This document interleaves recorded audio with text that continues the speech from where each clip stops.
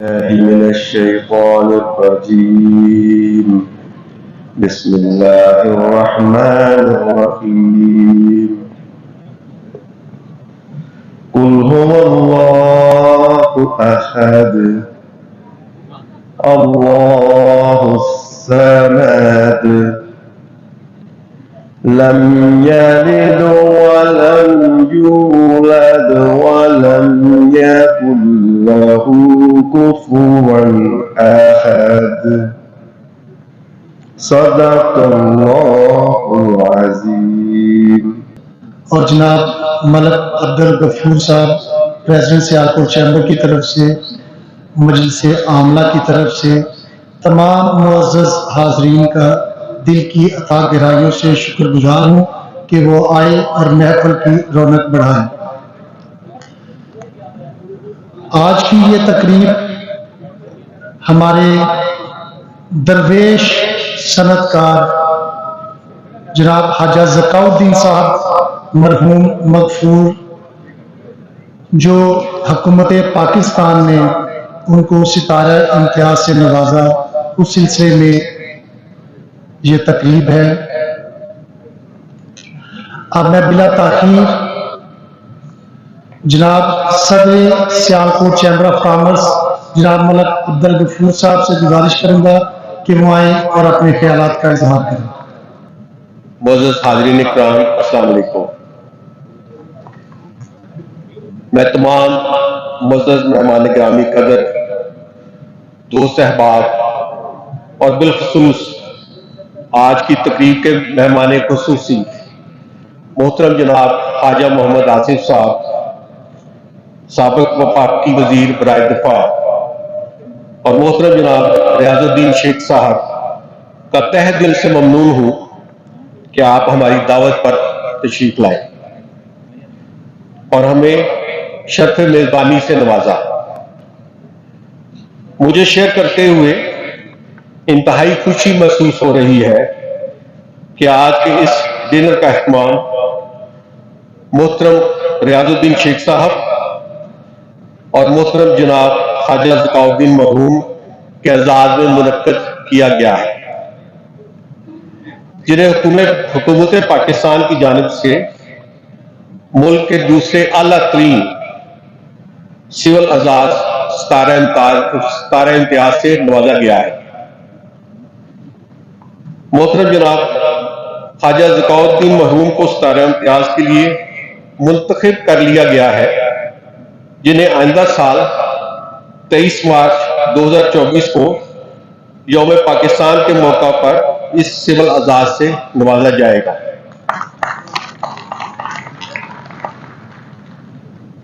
मोहतरम जनाब रियाजुद्दीन शेख साहब और मोहतरम जनाब ख्वाजा ज़काउद्दीन साहब मरहूम सियालकोट की ऐसी मुमताज शख्सियात हैं जिन्होंने शहर इकबाल की बिजनेस कम्युनिटी के लिए बेपनाह खिदमात सर अंजाम दी हैं। हुकूमत पाकिस्तान की जानिब से डेवलपमेंट लीडरशिप अवार्ड के लिए सियालकोट चैम्बर का इंतखाब हमारे इन्हीं लीडर्स की शाना बरोज, जिन्होंने अपने वसाइल मुल्क की तमीर और तरक्की के लिए खर्च किए हैं।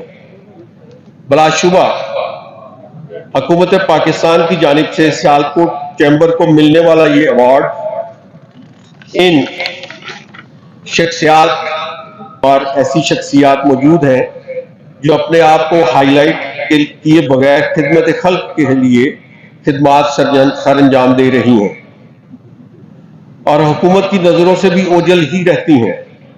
मैं मोहतरम जनाब ख्वाजा मोहम्मद आसिफ साहब का ममनून हूँ कि इन्होंने सियालकोट की इन शख्सियात को हुकूमती ईवानों में उजागर करने के लिए अपना किरदार अदा किया।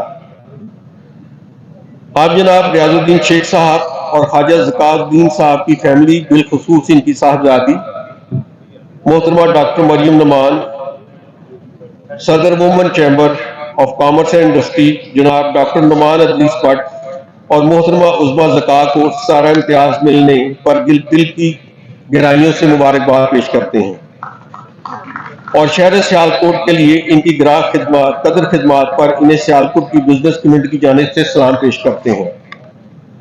मैं अपने तमाम मुअज़्ज़ज़ मेहमान गिरामी कदर का एक बार फिर शुक्रिया अदा करना चाहता हूँ कि वो इन खुशी के लम्हात में हमारे साथ इस डिनर में शरीक हुए। आप तमाम दोस्तों का बहुत बहुत शुक्रिया। माशरे में दूरियां नहीं होनी चाहिए। माशाल्लाह ख्वाजा साहब की लेगेसी को लेके उनकी बेटियां माशाल्लाह तमाम कार्य खैर जो भी शहर सियालकोट में होते हैं उसमें बढ़ चढ़ कर हिस्सा लेते हैं। अब मैं डॉक्टर नुमान इदरीस भट्ट साहब जो ख्वाजा ज़काउद्दीन साहब के होनहार दामाद हैं और बेहतरीन बिजनेसमैन हैं, हमारे साबिक सदर सियालकोट चैम्बर हैं, मैं उनसे गुजारिश करूंगा कि वो आए और अपने ख्यालात का इजहार करें। पहले मैं शुक्रगुजार हूँ सदर चैम्बर और उनकी एग्जेक्टिव का मलक मोहम्मद अब्दुल गफूर साहब और उनके बाकी अहदेदारान वक़्फ़ और शेख आमिर साहब का और पूरी एग्जेक्टिव का, जिन्होंने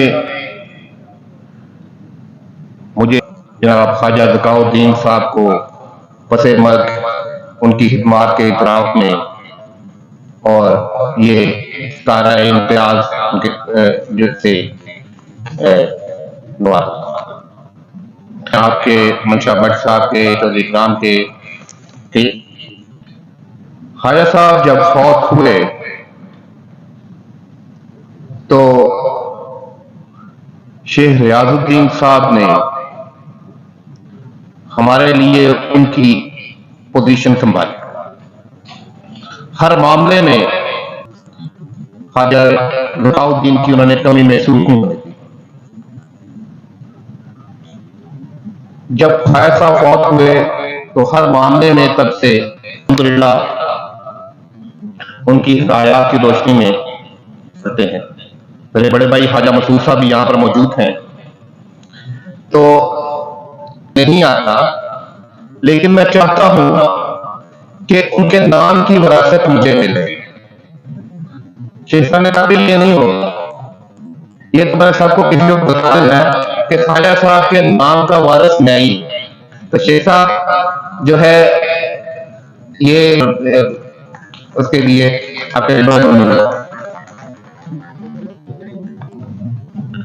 आज के दोनों जो तारा इम्तियाज उनके रात में तकरीब है शेख रियाजुद्दीन और ख्वाजा ज़काउद्दीन,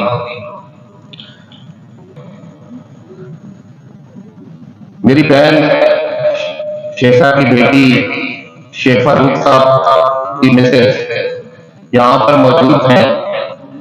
मैं एक वाक़या सुनाना चाहता हूँ कि जब मैं फेडरेशन का इलेक्शन लड़ रहा था तो जब हम कामयाब ना हो सके, लगाया हुआ था, मैं शेख साहब के साथ कमरे में था, तो उन्होंने कहा, वो शेख साहब को बड़ा तसल्ली दे रही थी, बड़ा उनका जो है वो बात बड़े अच्छी तरीके से वो वो जब बात करती हैं तो बड़े अच्छे तरीके से करती हैं।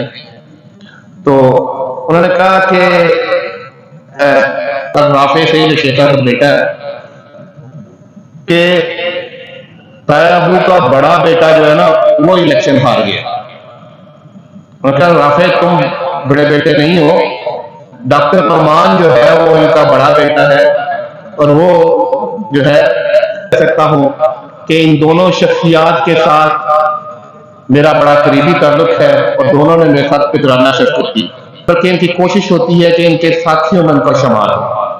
और अल्हम्दुलिल्लाह इनकी ये कोशिशें मैंने हमेशा, मैं अपनी जो एक मुखालिफ है वो कभी आपका साथी नहीं हो सकता, तो मेरी सोच में एक जो तब्दीली है इन दोनों के साथ साथ आई, क्योंकि मैंने देखा कि आपका बदतरीन मुखालिफ भी आपका बेहतरीन दोस्त हो सकता है।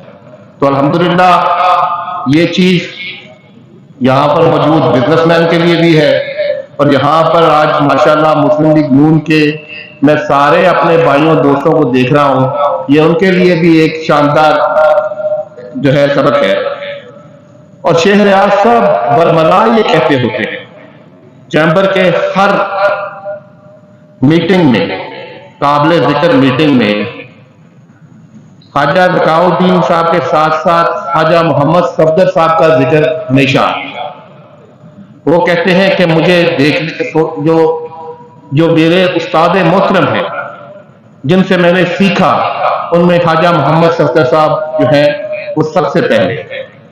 वो कहते हैं मेरी जिंदगी मुख्तलिफ होती अगर मैं ख्वाजा मोहम्मद सफदर साहब की सोबत में ना बैठा। तो है साहब, ये आपकी जो है मैं चाहूंगा कि आज इस साल में ख्वाजा मोहम्मद सफदर साहब के एजाज में भी कुछ एक जो है भरपूर तालियां होनी चाहिए।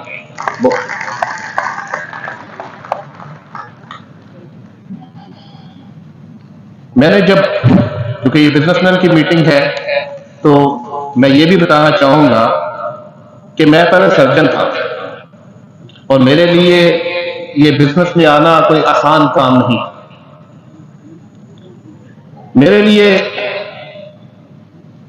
बिजनेस में आना, मैं शुक्रगुजार हूं अपनी फैमिली का भी, ख्वाजा ज़काउद्दीन साहब का भी। उन्होंने जब ये बिजनेस में मुझे दावत दी कि मैं बिजनेस में आऊं, तो मेरी फैमिली ने भी कोई इतराज न किया, हाय साहब ने भी बड़े, और शेख रियाज साहब ने मुझे चैम्बर में मेरी जो ट्रांसफॉर्मेशन थी उसको बड़ा कंफर्टेबल बना दिया। एक डॉक्टर की सोच से एक बिजनेसमैन की सोच में वो जो दूरी थी उसको उन्होंने बड़ी आसानी से उसमें एक चेंज ओवर करा दिया। मैं बड़ा शुक्रगुजार हूं। अगर मैं ये कहूं कि ये दोनों एजाज, ये इसका क्रेडिट इन दोनों शख्सियात को तो शुक्रगुजार हूं। मैं समझता हूं कि मैं या ख्वाजा मसूद ही सिर्फ ख्वाजा ज़काउद्दीन के बेटे नहीं यहाँ पर, बल्कि ये पूरा चैम्बर, ख्वाजा ज़काउद्दीन, ये पूरा चैम्बर, की पूरी बिजनेस कम्युनिटी ख्वाजा ज़काउद्दीन साहब के बेटों और बेटियों से भरी हुई है। हम बहुत शुक्रगुजार हैं आपके इस एजाज के लिए। बहुत शुक्रिया। शैतानिर्रजीम, बिस्मिल्लाहिर्रहमानिर्रहीम। बरादरम ख्वाजा मोहम्मद आसिफ साहब, बरादरम मनशा नवा साहब, प्रेसिडेंट सियालकोट चैम्बर मलक मंजूर साहब, सियालकोट चैम्बर वुमेन चैम्बर की प्रेसिडेंट डॉक्टर मरियम साहबा, ख्वाजा मसूद साहब, यहाँ पे मेरी बहन मिस उज़मा ज़का साहब बैठी होंगी, मुअज़्ज़ज़ ख़वातीन और हज़रात, मैं बेहद ममनून हूँ अपने प्रेसिडेंट मलक मंजूर साहब का, जिन्होंने आज मलक अब्दुल गफूर साहब का, थैंक यू, जिन्होंने आज मेरे कायद, मेरे मरहूम कायद ख्वाजा ज़का साहब की आनर में इतनी शानदार महफिल सजाई। ख्वाजा ज़का साहब की तमाम फैमिली को, ख्वाजा मसूद साहब को, डॉक्टर साहब जायदाद है उसकी पूरी वारिस है, लेकिन उनकी जो सोशल लाइफ थी उसका वारिस मैं हूँ, और इस पे मुझे इंतहाई फख्र है। और मैं ममनून हूँ तमाम फैमिली का जिन्होंने मेरी इस बात को ऑनर किया, और मैं भी आज दिन तक पूरी कोशिश करता हूँ कि उन्हें मायूस ना करें। आज मैं ख्वाजा ज़काउद्दीन भाई जवान, मैंने तुम्हें एक फैक्स की है, किसी शख्स का घर ऑक्शन हो रहा था, और ऑक्शन हो रहा था कोई 8 लाख रुपए में, तो मैंने कहा जी मैंने सिर्फ यही घर था, ऑक्शन हो जाएगा तो वो सड़क पे आ जाएगा, इसका घर ऑक्शन से रुकवाएं। मैंने कहा जी इंशाल्लाह मैं पूरी कोशिश करूंगा। तो बहरहाल वहां पे उन्हें पूरी रकम डिपॉजिट करवाई गई, और उनसे रिक्वेस्ट की गई कि इनको 6 माह का टाइम दे दें। अगर ये 6 माह के अंदर इनकी फॉरेन रेमिटेंस, उन्होंने कोई माल एक्सपोर्ट किया हुआ था जिसके अगेंस्ट उन्होंने वो मकान गिरवी रखा हुआ था, तो हमने 6 माह का टाइम दे लिया। अल्लाह ताला का करना ऐसा हुआ कि उनकी 2-4 माह के बाद पेमेंट आ गई और उनका मकान रुक गया। बिल्कुल कुछ बातें ऐसी थी जो मैं कहना चाहता था, लेकिन डॉक्टर साहब ने तो कोई बात, कोई गुंजाइश पीछे छोड़ी नहीं है। तो मुझे इस बात पे फख्र है कि मेरी तरबियत, मैंने अक्सर कहा, आज सियालकोट चैम्बर जिस मकाम पे पहुंची हुई है, मैं अफदर ख्वाजा साहब के वालिद और ख्वाजा ज़काउद्दीन की जो तालीमात थी, जो मेरी तरबियत थी, उसका बहुत बड़ा दर्स है। तो लिहाजा ये मैं सारे का सारा क्रेडिट अपने कायदीन को देना चाहूंगा। मैं बहुत शुक्रगुजार हूँ बरादर ख्वाजा मोहम्मद आसिफ साहब का कि उन्होंने हक अदा कर दिया है।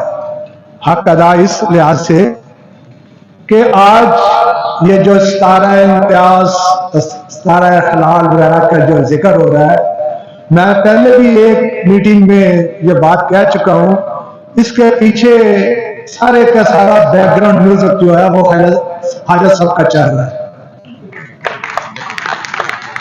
पिछले दिनों की बात है कि मुझे हमारे प्रेसिडेंट मलिक गफूर साहब ने कहा कि जनाब आपके लिए एक और मेडल तैयार है। मैंने कहा वो कैसे? कह रहे जी ख्वाजा साहब के साथ बात हुई है, तो ख्वाजा साहब कह रहे हैं कि वो जो सितारा इम्तियाज था उससे बढ़ के शेख साहब को कोई अवार्ड मिलना चाहिए। तो ख्वाजा साहब बैठे हुए हैं सामने। मैंने फौरन ख्वाजा साहब को फोन किया, मैंने कहा ख्वाजा साहब खुदा की पनाह, मैं तो पहला जो मेडल लिया है उससे ही मुझे हजम कर लेने दें। तो ख्वाजा साहब कोई मौका, कोई जगह ऐसी नहीं छोड़ते जहां हमारी या सियालकोट चैम्बर की इज्जत में इजाफा हो। ख्वाजा साहब मैं बहुत ममनून हूँ, शुक्रगुजार हूँ आप जो हमारे सियालकोट चैम्बर के लिए करते हैं, हमारे दोस्तों के लिए करते हैं। अच्छा, मेरी अगर इजाजत दें तो मेरी एक बड़ी दफा मैंने सोचा कि किसी वक्त मैं आपसे बात करूंगा। अब आप भी उम्र के उस हिस्से में पहुंच चुके हैं, मैं भी उम्र के उस हिस्से में पहुंच चुका हूं। जाती जाती दफा एक काम करते जाएं।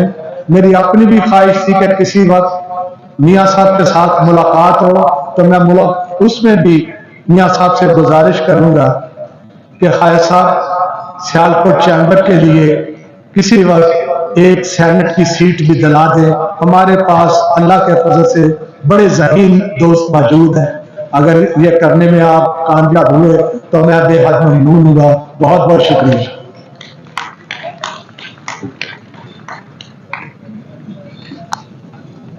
अब मैं बुलाऊंगा सियाल नहायत ही काबिल एहतराम बरादर मोहतरम, बरादर बुजुर्ग रियाजुद्दीन शेख साहब, सदर सियालकोट चैम्बर बरादरम मलिक गफूर साहब, दीगर अकाबरीन सियालकोट चैम्बर के,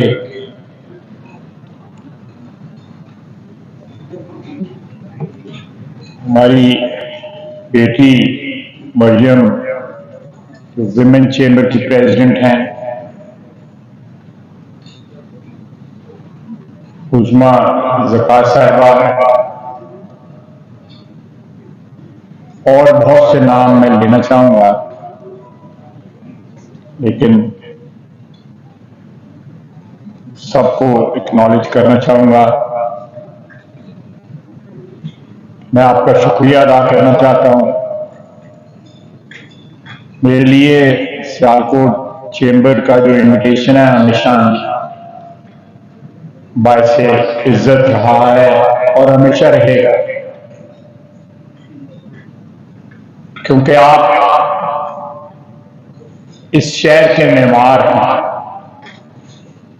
आज सियालकोट जहां पहुंचा हुआ है सियालकोट का नाम जिस हवाले से लिया जाता है, जो आपने पिछले तकरीबन 4 दहाइयों में शेख रियाजुद्दीन साहब की क़यादत में, मरहूम शेख ज़काउद्दीन साहब की क़यादत में जो आपने अचीव किया, उसकी कोई मिसाल जो है कम से कम पाकिस्तान में नहीं मिलती। ये एक मैं हमेशा कहता हूं कि सियालकोट की बिजनेस कम्युनिटी या सियालकोट का बिजनेस जो है वो बजाते खुद एक केस स्टडी है जो यूनिवर्सिटियों में और तालीमी अदारों में निसाब का हिस्सा बनना चाहिए। और ये पूरी सिंसेरिटी के साथ, ये को मैं सियासी बयान नहीं दे रहा, मैंने वैसे अपने सियासी बयानों को भी कभी बदला नहीं है। 33-34 साल से जो बयान देता रहा हूं वो पे आज भी खड़ा हूं। लेकिन मुझे इस बात का बड़ा फख्र है, यहाँ पे सियालकोट के लाखों लोगों का नुमाइंदा होने का पिछले 34 साल से मुझे इस बात पे फख्र है। उससे पहले मेरे वालिद मरहूम जो है 1951 से लेकर 1988 तक उन्होंने नुमाइंदगी की। तो मेरा नहीं ख्याल के पाक एक शेर मुझे याद आ रहा है कि इतने एहसान के गिनवाऊं तो गिनवा न सकूं, जुस तेरे किसी और को समझ। मैं आपसे इजाजत चाहूंगा। एक तो डॉक्टर थी, वो नुमान के इलेक्शन तक भी पहुंची, और ये बिल्कुल सही बात है कि मैंने ये बरमला जो है मुख्तलिफ प्लेटफॉर्म पे असेंबली के फ्लोर पे लिखा। डॉक्टर नुमान इलेक्शन जीते हुए थे, 20 घंटे में मैनेज कर लिया, और ना सिर्फ मैनेज किया, उसके बाद हमसे यानी असेंबली से और पार्लियामेंट यानी सेनेट से यानी पार्लियामेंट से फिर 1 साल की उनको एक्सटेंशन भी दिलवाई। उसको एक्सटेंशन भी दिलवाई गई। ये बदकिस्मती है। मेरा अपना ख्याल है, मैं बरमला इस प्लेटफॉर्म पे वो क्रीडेंशियल्स इनके पास थे, जो शख्स इनकी जगह इलेक्ट हुआ उसके अशर अशीर भी नहीं थी। बल्कि मैं बरमला कहूंगा कि वो वैल्यू एडिशन जो डॉक्टर नुमान कर सकते थे उस ऑर्गेनाइजेशन में, वो वैल्यू एडिशन कतई तौर पे नहीं कर सकते थे। बल्कि इतनी बड़ी ऑर्गेनाइजेशन के नाम के लिए मैं उदाहरण नहीं छड़ रहेगा, स्पेशली जब मेरे सामने माइक आया हो। तो मैं ये जो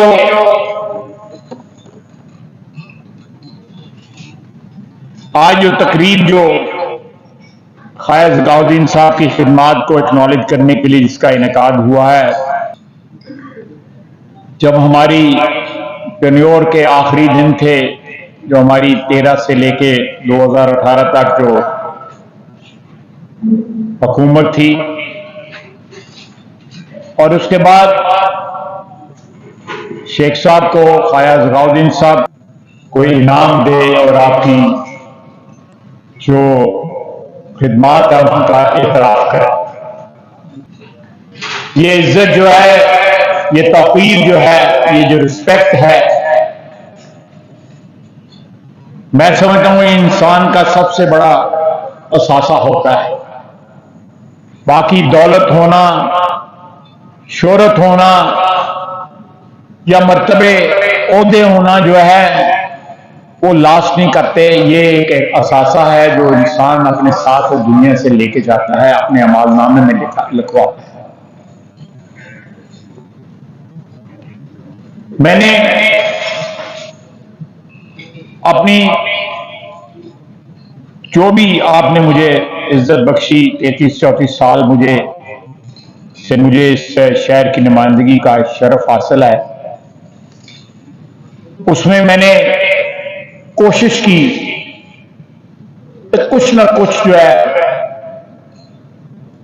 नामुमकिन है, ये मुमकिनात में भी नहीं है कि मैं उस उधार को, उस कर्ज को और उस इज्जत का जो बख्शी गई है उसका कुछ सिला जो है मैं उतार सकूं।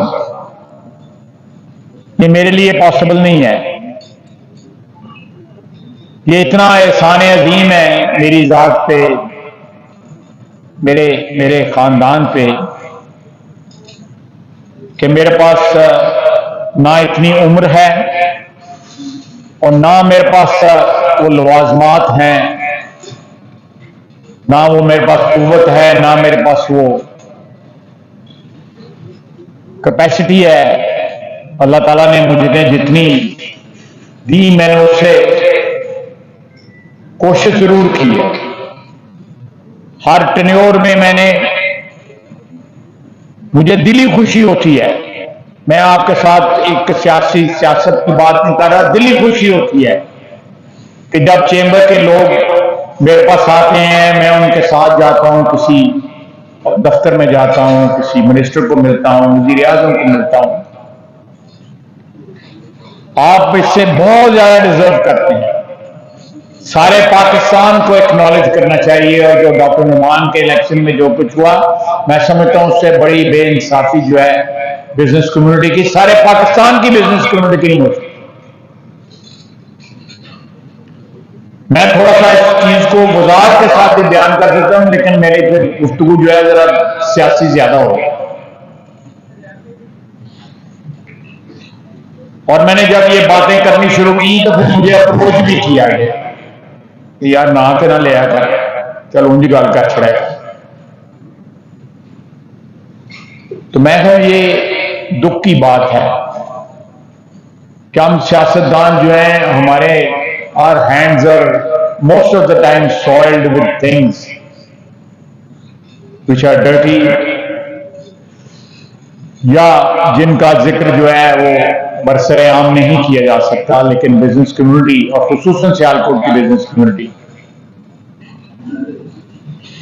मैं हमेशा बड़े फख्र के साथ कहता हूं कि एक ऐसा शहर है जहां पे टैक्स का डिफॉल्ट नहीं है, लोन का डिफॉल्ट नहीं है। नहीं तो आप किसी बड़े शहर, सनती शहर में चले जाएं, वहां आपको बैंक डिफॉल्ट आम मिलेगा। टैक्स चोरी जो है, मैं एक आपको एक फिगर सिर्फ बताता हूं कि 45,000 अरब रुपए का हमारा रिटेल सेक्टर है। शेख साहब, 45,000 अरब रुपए का हमारा रिटेल सेक्टर है। आपके उहदेदार भी जो है रिटेल सेक्टर से उन पर तल्लुक है, जिनका मैं अभी जिन उहदेदारों का मैं अभी जिक्र कर रहा था। अगर वो सही टैक्स दें तो 2,880 अरब रुपया टैक्स बनता है। आप अंदाजा लगाएं वो टैक्स कितना देते हैं, 20 अरब। 2,880 अरब की जगह 20 अरब रुपया देते हैं। सबसे ज्यादा बिजली की चोरी जो है रिटेल सेक्टर का है। मार्केटें 80% ऐसी मार्केटें पाकिस्तान में एक नहीं कई मौजूद है, सारे पाकिस्तान में, जो 80% बिजली चोरी होती है मार्केट में। आजकल पावर मिनिस्ट्री एक चार्ट रोजाना कंपैरेटिव स्टडी जो है रोजाना वो ट्वीट कर रहे हैं सेक्रेटरी पावर, आप देखिए उसमें क्या। रियल एस्टेट सेक्टर जो है 500 अरब रुपए की वहां पे चोरी है। रियल एस्टेट सेक्टर जो है सारे पाकिस्तान के जितने बड़े टाइकून हैं, कराची से लेकर पेशावर तक, सारे रियल एस्टेट सेक्टर में। टायरों की इंपोर्ट में, यान की इंपोर्ट में, केमिकल की इंपोर्ट में 600-700 अरब रुपए की चोरी है। लंबी बात हो जाएगी, लेकिन मैं आपको बताऊं कि इस वतन अजीज में सारा कुछ मौजूद है, सिर्फ इंटेग्रिटी नहीं है, ईमानदारी नहीं है।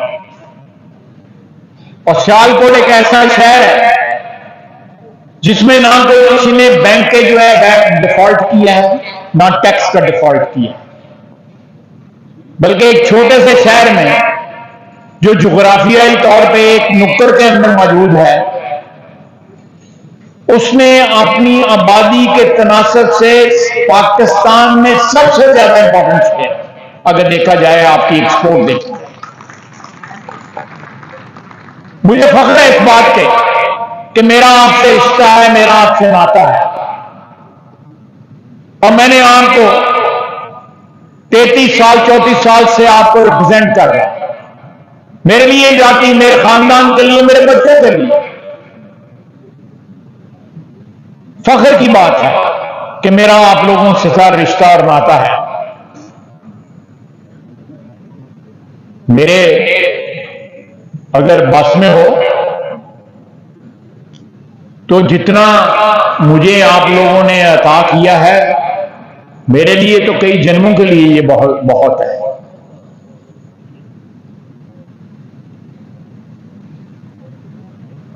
मेरे से पहले जो है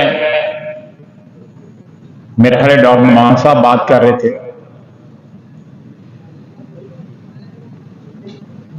शेख रियाज साहब के हवाले से कि वो दोस्त दुश्मन में तफरीक नहीं करते और अपने ताल्लुकात को जो है वो कभी भी चेंबर की सियासत हो या इस शहर की सियासत हो उसका शिकार नहीं होने देते। बदकिस्मती से हमारे मुल्क की सियासत में ये रवायात जो है वो दफन हो चुकी हैं। हमारी सियासत जो है वो गाली गलोच की सियासत बन गई है, वो जाती मफादात की सियासत बन गई है।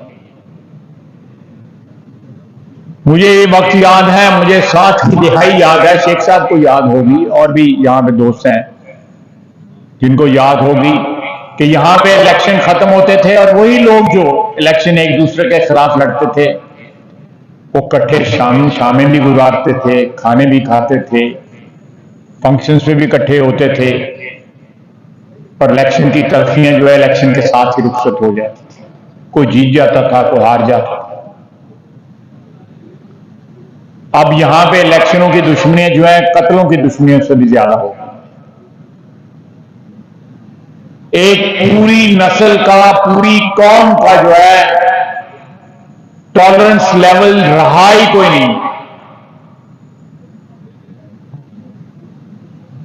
उसमें हमने भी कंट्रीब्यूट किया होगा, मैं अपने आप को बड़ी जिम्मा नहीं करा दूंगा, लेकिन जब किसी मुआशरे में इतनी तलखी आ जाए, इतनी एक्रिमनी आ जाए, इतनी बिटरनेस आ जाए, वो मुआशरे इम्प्लोड कर जाते हैं, यानी कि अंदर की तरफ जो है वो दफन हो जाते हैं। एक तो एक्सप्लोड होता है ना, इम्प्लोड कर जाते हैं। वो माशरे जो हैं वो एक्सटेंट हो जाते हैं। हमारे माशरे में कोई रवायात नहीं। जिस माशरे में रवादारी की रवायात खत्म हो जाए वो माशरा जो है अपने जिंदा रहने का जवाब खो बैठता है। जहां टॉलरेंस खत्म हो जाए, जहां बर्दाश्त खत्म हो जाए, जहां एक दूसरे का ओपिनियन एक्सप्रेस करने का हक जो है छीनने के ऊपर लोग तुल जाएं, तो उस माशरे के जिंदा रहने का या कायम रहने का जवाब खत्म हो जाता है। काश शेख रियाज साहब ने जो रवायत रखी हुई है वो शहर में, इस मुल्क में, इस एनवायरनमेंट में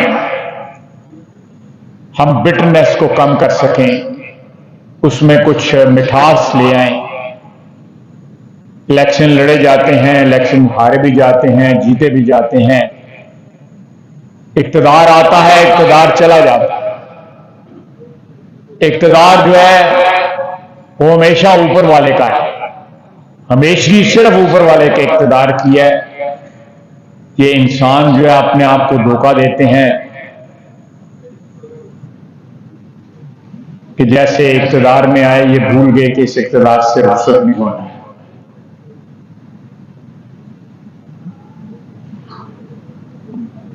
मैं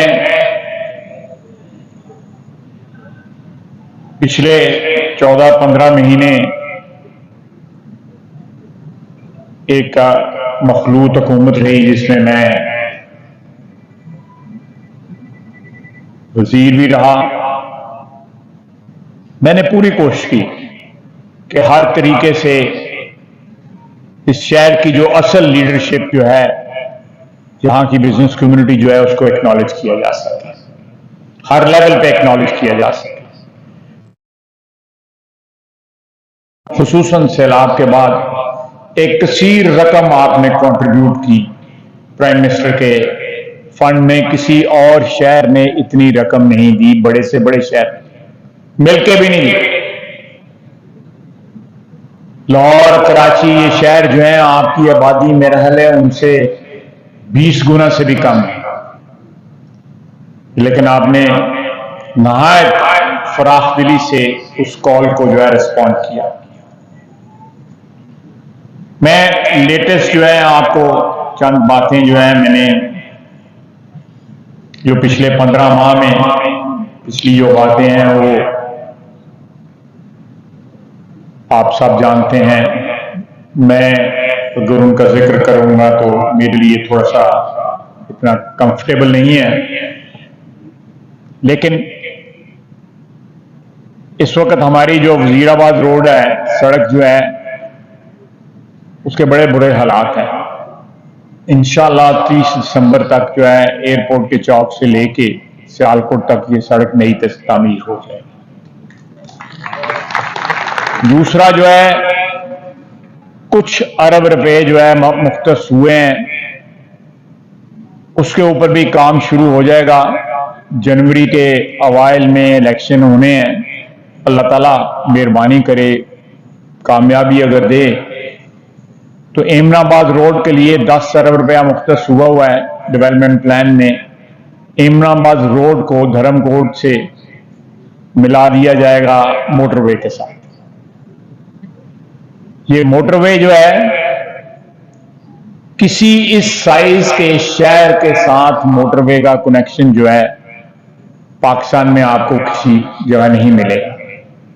ये नवाज शरीफ का इस शहर के साथ एक रिश्ता और इस शहर की अचीवमेंट्स का एक्नॉलेज करने का एक इजहार था कि मोटरवे सियालकोट को मिली। अब लोग कहते हैं कि शाम को खाना खाने भी लोग जो है लाहौर जाते हैं और फिर खाना खा के वापस आ जाते हैं। लेकिन मैं अगर तारीख में आप नजर दौड़ाएं तो सारी दुनिया में अगर कौमों ने तरक्की की है तो वो कम्युनिकेशन जब जो है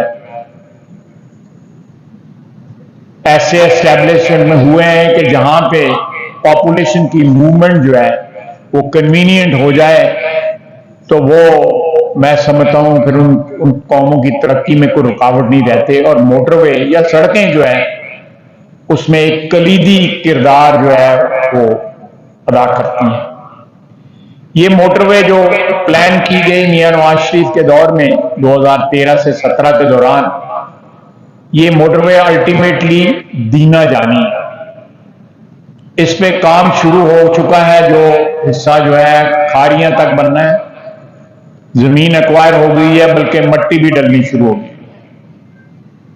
थोड़ा सा रौला था कि ये चनाब को कहां से क्रॉस करेगी।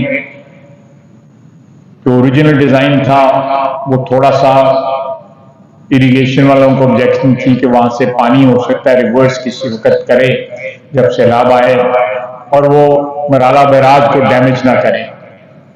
तो 2-3 किलोमीटर या 4 किलोमीटर ये नीचे की तरफ इसका डिजाइन जो है उसको अमेंड किया गया।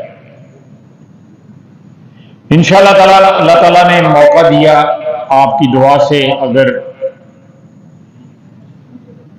और मेरे ज़हन में मैंने रिसेंटली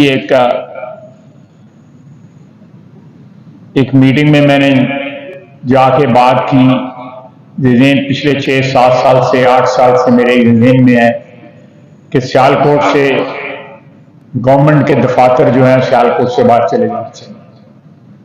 ये 53 एकड़ जमीन है जिसके ऊपर इस वक्त हुकूमत के दफातर हैं शहर के सेंटर में।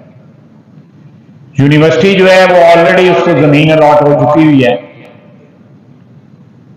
उसी जमीन में कुछ हिस्सा इन दफातर के लिए अगर अलॉट कर दिया जाए तो हमारा शहर जो है इट विल स्टार्ट ब्रीदिंग, इसको सांस आना शुरू हो जाए। यहां पे एक पार्क बन जाए, जिससे बड़े बड़े शहरों में सेंट्रल पार्क्स हैं, इसको कोई कमर्शियल इसका यूजेज ना हो, सिर्फ एक पार्क बन जाए। एक तरफ पनेकड़ में कोई यहां पे तामीर ना हो, यहां सिर्फ और सिर्फ जो है ग्रीनरी हो, ताकि शहर जो है वो ब्रीथ कर सके। मैंने हुकूमत में जिन लोगों से बात की तो उन्होंने कहा कि this will provide lungs to the city. ये अगर इस मंसूबे पे मैं काम कर रहा हूं, अल्लाह ताला इंशाअल्लाह ताला जो है वो कामयाबी देगा कि शहर में ज्यादा दूर भी नहीं, इमनाबाद रोड के ऊपर आप चढ़ते हैं तो यूनिवर्सिटी आ जाती है, उसके साथ जो है इसकी तामीर, वहां पे जेल भी वहां चली जाए, अदालतें भी, डिप्टी कमिश्नर का ऑफिस भी। रेजिस्टेंस है, मुख्तलिफ क्वार्टर से रेजिस्टेंस भी है, लेकिन इंशाअल्लाह अल्लाह ताला कामयाबी देगा। ये एक ऐसा, जिस तरह मोटरवे का मंसूबा जो है कई दहाइयां जो है इस शहर को मुस्तफीद करता रहेगा, ये भी एक ऐसा मंसूबा है कि उससे शहर को जो है फायदा पहुंचाएगा। आने वाली नस्लें जो हैं वो इससे इस्तिफादा हासिल कर सकेंगी। और भी चीजें हैं जो इंशाअल्लाह ताला अल्लाह ताला ने मौका दिया, आपकी हिमायत और दुआएं शामिल हुई, उम्र ने वफा की तो उनकी तकमील जरूर होगी। ये एक बड़ी हकीर सी कोशिश है कि शहर में इस शहरियों की जिंदगी जो है वो सहल हो सके, आसान हो सके, और जो आप लोगों की यहां के एक्सपोर्टर्स की जो अचीवमेंट है, what is due to you, what you really deserve, वो पाकिस्तान की हुकूमत जो है वो आपको अदा करे, उसको एक्नॉलेज करे। बहुत शुक्रिया।